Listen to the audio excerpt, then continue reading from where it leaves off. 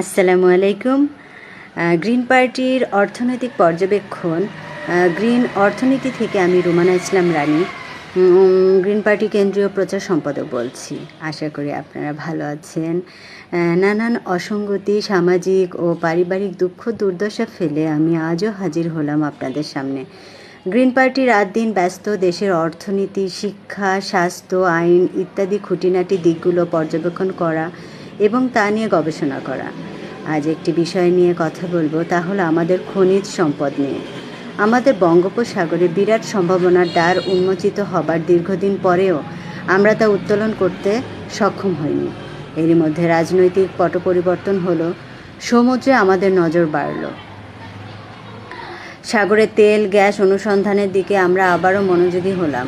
তারই প্রেক্ষিতে সাগরে তেল গ্যাস অনুসন্ধানের প্রক্রিয়া নড়েচড়ে বসল এবং এক পর্যায়ে আরও পেছালো সাগরের তেল গ্যাস অনুসন্ধানের প্রক্রিয়া।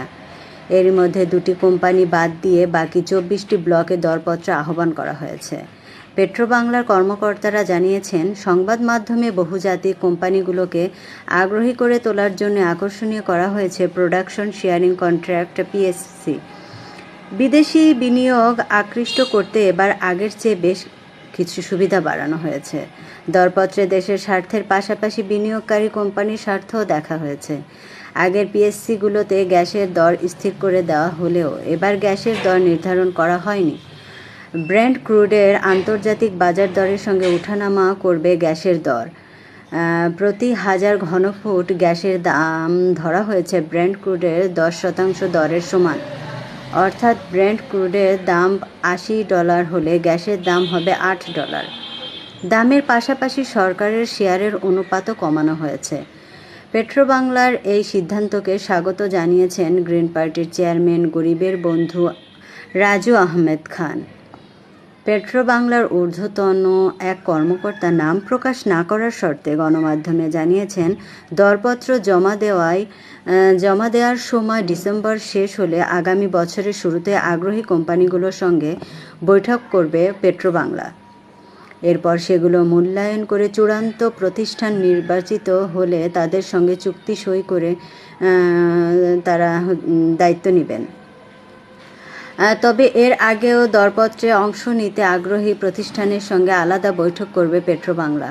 সব প্রক্রিয়া শেষে গ্যাস উত্তোলন পর্যন্ত প্রায় 7-8 বছর সময় লাগতে পারে।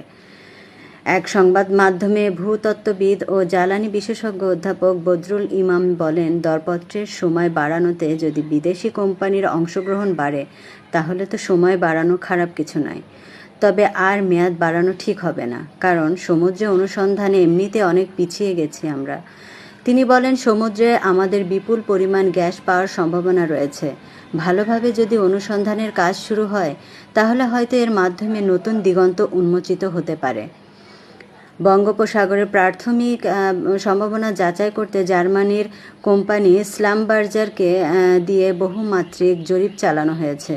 এই জরিপের তথ্য এরই মধ্যে বেশ কয়েকটি বহুজাতিক কোম্পানি কিনে নিয়েছে। দরপত্রে আগ্রহী যে কোনো কোম্পানি জরিপে তথ্যগুলো কিনতে পারবে।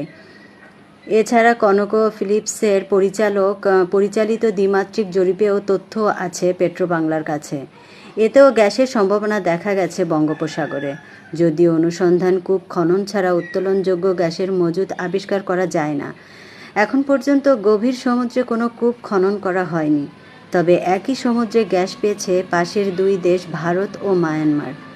আজকের মতো এখানেই বিদায় নিচ্ছি আমি, রুমানা ইসলাম রানী। আগামীতে আবার কথা হবে কোনো এক গুরুত্বপূর্ণ তথ্য নিয়ে। সেই পর্যন্ত ভালো থাকবেন, গ্রিন পার্টির সঙ্গেই থাকবেন। আমরাও গ্রিন পার্টির নিবন্ধন চাই, কিন্তু নির্বাচন কমিশনের শর্তসমূহের মধ্যে আমল সংশোধন না আনলে আমরা অসত্য তথ্য দিয়ে নিবন্ধন নিতে চাই না। আমরা চাই রাজনৈতিক সংস্কৃতির পরিবর্তন এবং নির্বাচন পদ্ধতির সংস্কার।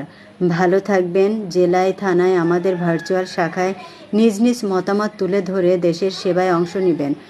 ধন্যবাদ সবাইকে।